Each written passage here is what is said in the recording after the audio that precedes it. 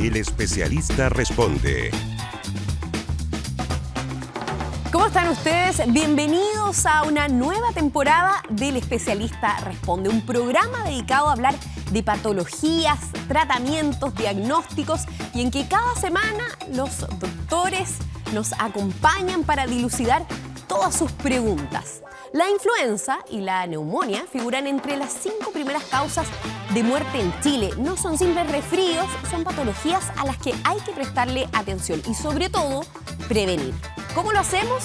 Es lo que conversaremos junto al doctor Felipe Rivera. Él es una institución ya de este tema, médico broncopulmonar del Hospital Clínico de la Universidad de Chile y también de Clínica Dávila. ¿Cómo está, doctor?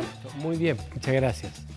Yo decía ya una institución porque usted siempre nos ayuda, doctor, con todos los informes respecto a las enfermedades respiratorias que ya en un par de meses más vamos a empezar a hablar más comúnmente. Pero para que eso no sea así, como que no estén más enfermos o más contagios, es que hoy debemos empezar a prevenir, ¿no, doctor?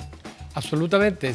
Y ya tuvimos un atisbo de este tipo de cosas que va a pasar, porque si ustedes recuerdan, en septiembre, más o menos octubre, claro, tuvimos una gran cantidad de enfermos respiratorios, porque una de las enfermedades que se acerca es la influenza.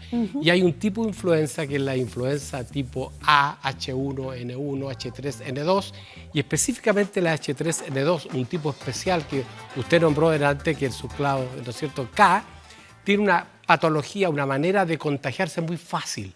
Y ya llegó aquí a Chile en septiembre, octubre, y los primeros casos objetivos fueron en diciembre. Por lo tanto, llegando invierno, en que la gente está más juntita, en que la gente se calefacciona con métodos no perfectos, es decir, que contamina el aire, en que se cierra todas las ventanas, en que no se vacuna porque tenemos un índice de vacunación bajo en realidad, tenemos todas las posibilidades de que aquellos sujetos que tienen patología, enfermedad respiratoria, cardiovascular, se enfermen y se enfermen grave. Eso ojalá no ocurra si hacemos las cosas bien. Claro. Y ya vamos a profundizar en este tipo de influenza, doctor, pero primero que todo hacer un llamado general, ¿no? En esta campaña de vacunación e inmunización 2026 que ya partió el Ministerio de Salud como un segundo año consecutivo adelantándolo, ¿no? Partiendo el 1 de marzo con esta campaña de vacunación en donde distintos grupos objetivos pueden recibir la vacuna de forma gratuita. ¿Le parece que revisemos los grupos objetivos de esta campaña de vacunación? ¿Quiénes son los que se vacunan? Veamos en nuestra gráfica y ahí lo vamos comentando con el doctor, porque es tan importante que estos grupos vayan a vacunarse. Personas de 60 años y más, en el caso de la influenza, embarazadas en cualquier etapa del embarazo, niños y niñas desde los 6 meses hasta cuarto básico, personas con enfermedades crónicas entre 11 y 59 años. Hay otra lámina también para terminar con los grupos objetivos de quienes deben vacunarse. Trabajadores de la educación y cuidadores de adultos mayores, personal de salud, recién nacidos y lactantes nacidos desde el 1 de octubre de 2025. Esto es para esta estrategia tan exitosa que ha sido el anticuerpo monoclonal contra el virus respiratorio sincicial. Y mayores de 65 años para COVID-19 y neumococo.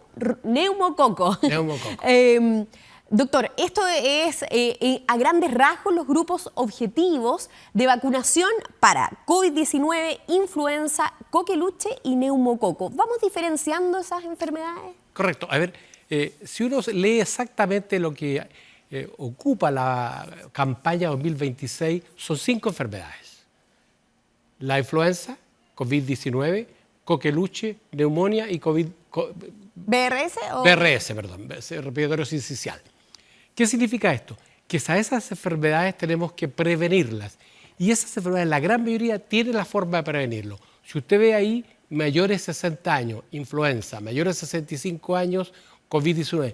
No obstante ello, todas aquellas personas que tienen un déficit inmunitario, los cáncer en tratamiento con quimioterapia, los inmunosuprimidos, etcétera, tienen un grupo que tiene que vacunarse también, ya sea si tienen ciertos requisitos con el COVID-19, si tienen más de un año de vacunación del COVID-19 y sí o sí contra la vacuna antigripal o antiinfluenza, porque esa vacuna tiende a decaer con el tiempo y especialmente en aquellos individuos con edad avanzada y aquellos individuos que tienen la inmunidad alterada. Claro. Por lo tanto, ese es el target de la cosa.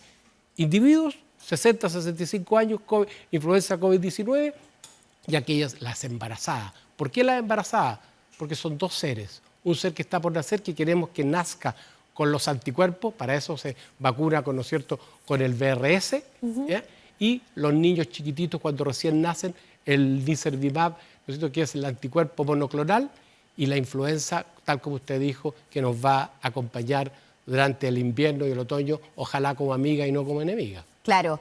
Doctor, lo mencionaba también, ¿no? El Nirsevimab, que ha sido destacado a nivel global como una estrategia muy exitosa del Ministerio de Salud chileno, alentando, digamos, impulsando esta inmunización con este anticuerpo en los niños, y llevamos 2 años ya sin muertes por virus sincicial. ¿Qué tan sorprendente es eso para alguien que se acostumbra, ¿no?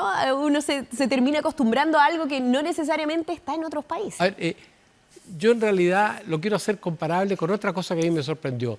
Ustedes saben, yo trabajé mucho tiempo en medio del COVID, en los dos lugares donde trabajo, Hospital Clínico Universidad de Chile y Clínica de Ávila, y lamentablemente veíamos llorar a familias y fallecer personas todos los días. Del momento que la gente se empezó a vacunar, dejó de haber fallecido en esa cuantía tan extraordinaria y tan terrible. Claro. Con este anticuerpo monoclonal prácticamente desaparecieron los niños que fallecen por VRS, y también disminuyeron extraordinariamente, me parece que alrededor de 62, 64% las hospitalizaciones en casos graves. E incluso nuestro sueño es que incluso se empieza a ocupar en algún momento también la vacuna del VRS, que no es el anticuerpo monoclonal, en adultos, aquellos que están susceptibles, porque el VRS también es un peligro para los ancianos, a los enfermos cardiovasculares y respiratorios. Nuestros grandes fumadores tienen un porcentaje de VRS que los hace hospitalizarse. Y esos cuadros graves pueden terminar en fallecimiento o en una gran estadía en el hospital con un gasto enorme. Y siempre hemos dicho que la prevención gasta menos que la atención terciaria. Y ese propósito lo aprendemos en la universidad, y tratemos nosotros, aquellos que nos dedicamos a la docencia, a seguir explayándonos en eso para que todo el mundo entienda que vacunarse no es un riesgo, vacunarse es un beneficio que nos da el Estado, independientemente de los gobiernos, que nos permite a nosotros vivir seguros. Tal cual.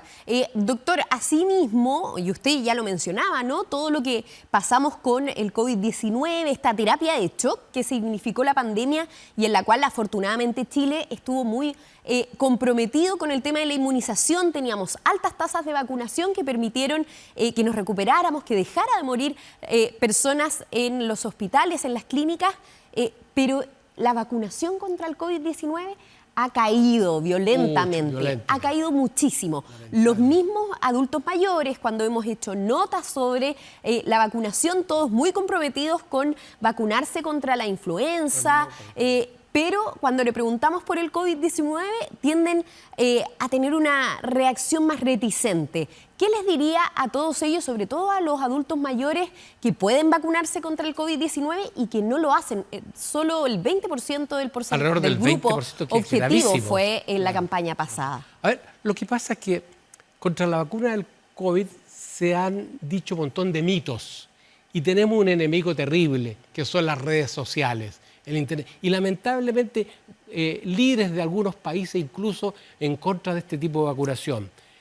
Yo les puedo decir, no sirve que uno diga algo, pero todos los estudios epidemiológicos han demostrado que el COVID-19 dejó de ser un gran riesgo para la población mundial cuando se iniciaron las vacunas. Y el índice de riesgo con las vacunas es bajísimo.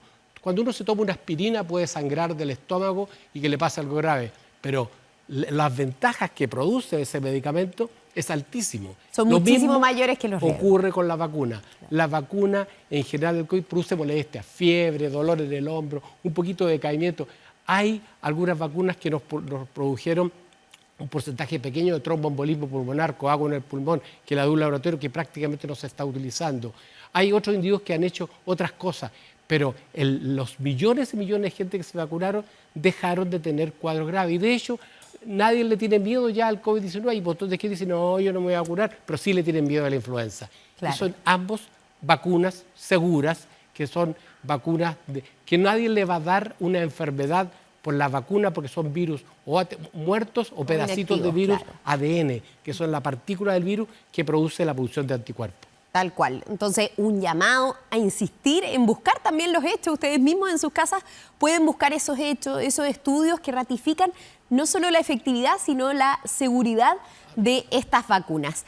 Doctor, metámonos de lleno en la influenza. Para eso me gustaría pedir una gráfica en relación a los síntomas de la influenza y preguntarle también si estos síntomas varían en el caso de este subclado K, ¿no? Esta quizás mal llamada por nosotros, la prensa, siempre tan sensacionalista, supergripe, que le han llamado. Sí. Bueno, pero revisemos los síntomas. Fiebre alta sobre 38, escalofríos, cefalea, dolores musculares, fatiga, tos seca, dolor de garganta, congestión o secreción nasal. Para quienes hayan pasado por la influenza saben perfectamente que ninguno de estos síntomas refleja lo mal que se han sentido, ¿no? Claro. Lo que pasa es que si uno mira ahí todos esos síntomas o signos cuando los ve un médico, uno inmediatamente se da cuenta que eso, cualquiera de las influencias, ya sea el H1N1, el H3N2, ¿no es cierto?, y otras que pueden llegar, producen eso. Y es más, la parainfluenza y otros virus respiratorios pueden dar ese mismo cuadro. Claro. Pero, lamentablemente, el ambiente juega un papel, el paciente juega un papel. Por lo tanto, nunca un virus que infecta a una persona necesariamente va a ser los mismos síntomas que en otro, porque depende del paciente y del ambiente rodeado. Lo que yo podría decir de esta subclado, ¿no es cierto?, K, es que es más contagioso.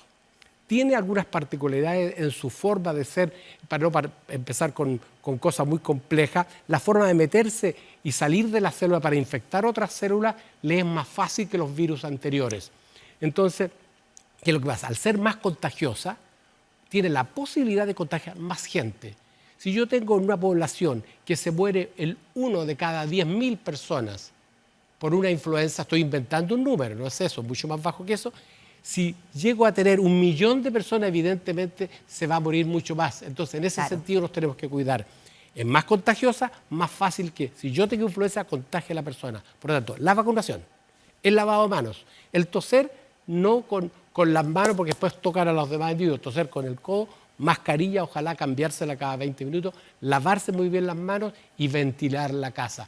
Eso de encerrarse del invierno y dejar todo sellado hace que haya es como cuando uno cierra la ventilación del auto y empieza a ventilar, ¿no es cierto?, el aire vicioso que llaman con monóxido de carbono. Claro. Esas son cosas que no se deben hacer. Claro. Incluso en invierno hay que ventilar la casa. ¿Cómo cuidarse? Vacuna, lavarse las manos, mascarilla, aislar al enfermo. No se trata de aislarlo, cerrar la puerta y dar la comida por debajo de la puerta, no.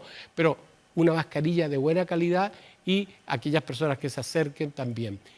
Aquellos que tienen niños, tienen que cuidado porque esos niños son los vectores, aquellos que arrastran el virus a los abuelitos, que son las personas que tienen senescente, es decir, envejecida su inmunidad.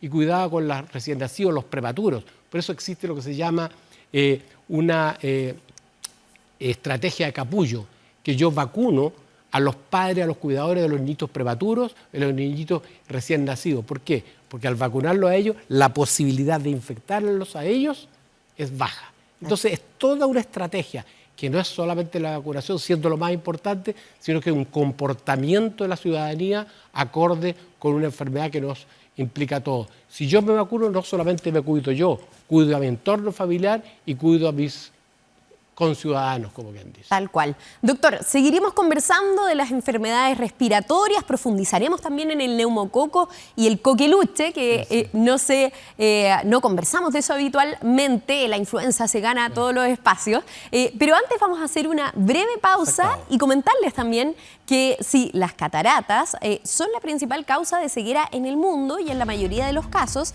se desarrollan lentamente a través de los años. Si su visión se ha vuelto borrosa o las cosas que ve no son tan brillantes ni coloridas como solía verlas, puede que haya desarrollado una catarata en uno o ambos ojos. Visite a su oftalmólogo y cuide su visión. Clínica Oftalmológica Mira, ver bien, vivir mejor.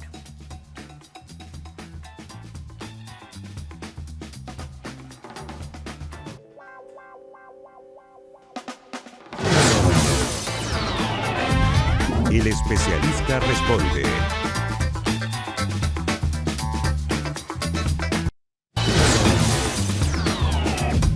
El especialista responde. Seguimos conversando de enfermedades respiratorias junto al doctor Felipe Rivera, broncopulmonar del Hospital Clínico de la Universidad de Chile y de Clínica Dávila, académico también, que forma los futuros especialistas.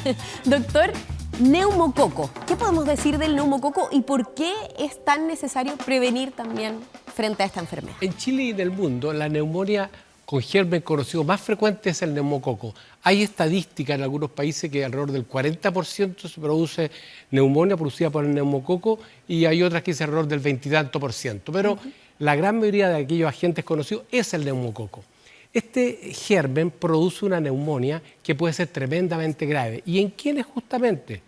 En los enfermos respiratorios y los enfermos cardiovasculares, en los ancianos y en los chiquititos, aquellos que tienen inmunoinsuficiencia.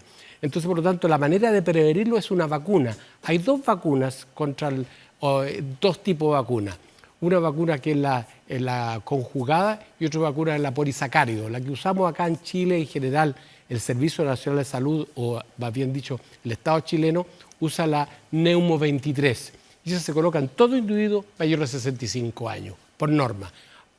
Hasta hace poco era obligación repetirla a los 5 años, ahora se ha demostrado que no es tan eficaz, más bien dicho, hacer vacunación. Pero una vacuna anual. Es una vacuna, no, es una sola vez. Es una sola vez. O a veces se repite a los 5 años. Cuando uno pasó de ese rango etario, no, tengo 65. sobre 65 años. O sea, si no se lo ha puesto a los 66 se lo pone, sino a los 67, a los 65 debiera ser. Pero a los 65, Cinco. no se la puso a los 65, a los Claro. 66, se la pone a los 67 y después no tiene que volver a poner. Correcto. Lo que sí se ha demostrado que hay trabajos que muestran que hay algunas cepas de neumococo, igual que la gripe, Claro. tiene distintos como grupitos, como los primos, los hermanos, los abuelitos, etcétera, que son otros tipos de neumococo que nos abarcan la vacuna. Entonces existe otra vacuna que es la Prevenar. Empezamos la Prevenar 7, 13, llevamos la 20, que tiene los antígenos, esta parte del ADN que genera respuesta inmunológica distinto a la Prevenar 13. Entonces el ideal para algunos, para nosotros en general, es combinar las dos de alguna manera. Perfecto. Que ese es el ideal, son los sueños que tenemos los broncopulmonares y los sueños que compartimos con los infectólogos, llegar a eso. Ojalá nos pudiéramos vacunar todos aquellos que lo necesitan del neumococo, ¿no es cierto?, la gripe o influenza, el COVID-19, el respiratorio esencial e incluso, ¿no es cierto?, el herpes zóster, que Claro. cada vez nos da más problemas, que hay una vacuna también. ¿Por qué? Porque hay que pensar que el herpes zóster, cuando produce daño, ¿no es cierto?, puede producir un daño para toda la vida, que es el dolor crónico, o lesiones para toda la vida neurológica o en la piel. Y ya que estamos hablando de mayores de 65, además hay estudios que han advertido que la vacuna también puede aumentar o disminuir más bien el riesgo de demencias. Correcto. Entonces además hay otro impulso. Por supuesto, entonces suponemos que cada vez más nosotros nos metemos en la inmunología, en Claro. las defensas, lo digo por las enfermedades autoinmunes. Cada vez usamos más corticoides, cada vez usamos el metotrexato y una serie de medicamentos que bajan la inmunidad. Entonces nos tenemos que preocupar de todos estos bichos, gérmenes. Pero tal como usted decía, el neumococo es esencial. Yo creo que en Chile, gracias a Dios, tenemos una campaña que no adolece casi de problemas porque está muy bien hecho y ha sido un continuo durante todos los gobiernos y lo ha significado que tengamos un sistema de salud bastante fuerte, poderoso, que de alguna manera nos ha evitado grande cantidad de muertes. De hecho, somos el ejemplo en muchas partes. Pocas cosas nos quedan como ejemplo, pero somos el ejemplo en muchas cosas. Tenemos que atesorar entonces claro, y mantenerlo, ¿no? Y cumplir su sueño, doctor, en la audiencia y el sueño del doctor, una campaña. Cumplamos el sueño del doctor de que todos se vacunen. Claro, y la vacuna del neumococo, la vacuna de la gripe, la vacuna del COVID, con eso nos sentiríamos bastante claros, felices, no por no trabajar, porque el trabajo hacemos igual, sino que porque la mortalidad de la enfermedad grave apena, angustia a tantas familias y nosotros también tenemos sentimientos, porque siempre se pinta al doctor como que no es capaz ni de llorar y ver muertos casi con risa. No, eso no es cierto. ¿cierto? Nosotros, en nuestro ambiente interno, todos sufrimos. Claro. Doctor, antes de pasar a las preguntas, eso sí, brevemente, el coqueluche, antes que se nos acabe el tiempo, ¿por qué también es importante prestarle atención a esta patología? Porque el coqueluche de repente se creía desaparecido y hubo una epidemia, ¿no es cierto?, de un tiempo atrás, en otoño me parece por ahí, que empezó a ser tremendamente frecuente. Entonces es importante vacunar a las embarazadas en las 28 semanas para hacer que el niño, ¿no es cierto?, tenga la suficiente capacidad inmunológica para defenderse. Y también el recién nacido, yo ahí no me sé de memoria la vacuna de los niños, no soy pediatra y le pido disculpas a los pediatras, pero también hay un esquema bien rígido de vacunación. Claro. ¿Por qué? Porque el coqueluche, el respiratorio sincicial y otra serie, el adenovirus, cuando afectan al niño, ya sea al niño recién nacido, al prematuro o al niño chico antes de los 2 años, produce daño pulmonar y muchos de los fenómenos crónicos que vemos más adelante, la bronquiectasia, esta destrucción pulmonar, como si hubiesen tenido una tuberculosis, es por este virus que produce daño irreversible. Un daño que va a quedar de manera permanente. Que va a quedar, son niñitos que viven con oxígeno, niños que no van a poder desarrollarse en su educación física, niños que intelectualmente también tienen problemas porque no tienen todas las facilidades para estar en un colegio especial, ni mucho menos, a pesar de toda la igualdad que se ha tratado de hacer. Un niño con oxígeno que tiene que estar, necesita ruedas, etcétera, es un drama para todo el mundo. Entonces, por lo tanto, el coqueluche también tiene que ser prioridad de vacunar a aquellos niños que no lo tienen y a aquellos embarazadas que no se han vacunado. También inocua, con 28 semanas en adelante, hay que vacunarla. Perfecto, doctor. Revisemos parte de las preguntas que nos han hecho llegar ustedes a través del hashtag El Especialista Responde. Golden Cherry nos pregunta, ¿todas las enfermedades respiratorias son contagiosas? A ver, todas las enfermedades respiratorias que son producidas por un agente, ya sea virus, bacteria, hongos. Pero hay otras series de enfermedades respiratorias que no son producidas por gérmenes, son producidas por sustancias, por ejemplo, la fibrosis pulmonar por inhalantes. El tabaco, por ejemplo, es por inhalación de humo y de otras sustancias, que entre comillas yo diría que también es contagiosa porque contagia, entre comillas, a los que están al lado del fumador que también se enferman del pulmón. Fumador pasivo. Claro, fumador pasivo. Los mineros, por ejemplo, tienen enfermedad respiratoria por inhalación, ¿no es cierto?, de una serie de sustancias que están en las minas de carbón. Por lo tanto, a lo que se refiere a las contagiosas son aquellas que son producidas por agente, ya sea un microbio, una bacteria, un virus o ¿no es cierto?, un hongo. Claro, y algunas son más contagiosas. Evidentemente, las más contagiosas son los virus, porque son partículas tan pequeñitas que vuelan. En una partícula de humedad de las gotitas de Flieger. Nuestros aerosoles. Que, claro, cuando uno tose, por ejemplo, o habla, salen unas gotitas que son gruesas, gordas, que son gotitas de Flieger. Cuando el sol, el calor, las deshidrata, se les ponen las gotitas de Wells, que se llaman, son más chiquititas, que son capaces con una inhalación llegar hasta las partes más internas y, lamentablemente, aquel que está indefenso se va a enfermar. Y lo pilla. 7 metros, incluso cuando uno tose y más cuando uno estornuda. ¿Y por qué influye el frío? Pasé frío, me resfrié, o pasé frío, me dio influenza. ¿Puede ser así? ¿Es el frío como tal? Es verdad y es falso. Perfecto. A ver, el frío no enferma a nadie desde el punto de vista infeccioso. Estoy hablando de eso. Porque si no, todos los esquimales estarían enfermos. Sino que lo que hace el frío es debilita las mucosas, nuestras mucosas, o sea, nuestra pared de la nariz interna, de la mucosa de la tráquea, los bronquios, tiene una rica irrigación, sangre. Toda la mucosa de las vías respiratorias. Claro, tiene sangre. Y la sangre van los anticuerpos, estos elementos que luchan contra los bichos, y las células que luchan contra los bichos, los glóbulos blancos. Ya. Si yo tengo frío, ¿no es cierto?, se me pone la piel fría porque la sangre se va a los interiores. Lo mismo ocurre en las mucosas. Entonces, una mucosa fría, congelada, tiene más fácilmente llegada de bichos, de gérmenes, y encuentran poca defensa, encuentran los soldados que no están.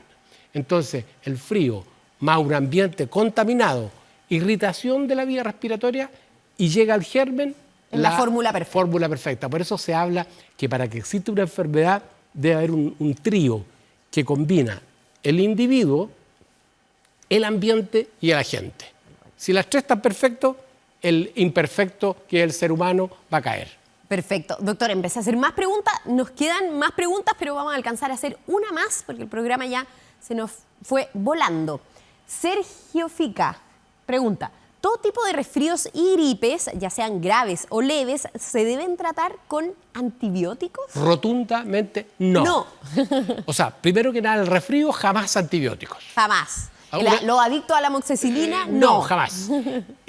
La gripe o la influenza tampoco se trata con antibióticos. Hay un antibiótico especial que te da un medicamento con el cual se puede tratar la influenza tipo A especialmente. ¿El Tamiflu? O sea, esa es La marca ya. La marca. Me callo. Es el Oseltamivir. También hay otro que se llama Zanamivir, que es inhalante. El Oseltamivir para ambulatorio no es recomendable porque costo-beneficio, no. Primero hay que darlo las primeras 48 horas para que realmente... Y grandes estudios demuestran que disminuye un poco la sintomatología alrededor de 24 horas. O sea, sentirse mal 24 horas para muchas personas puede ser tremendamente importante, pero para gran parte del mundo no. Pero en no hospitalizados sí.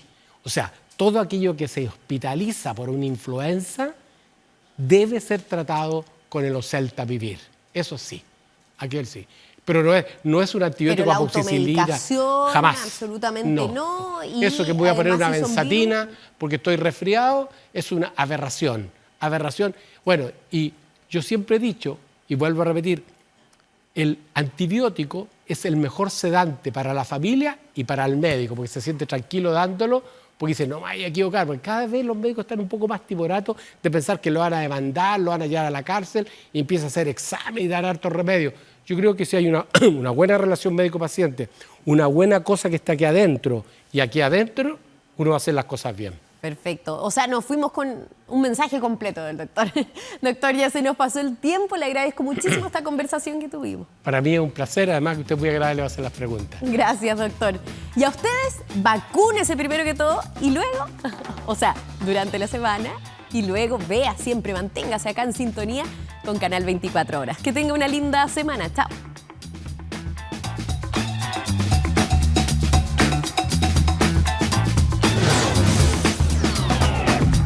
El especialista responde.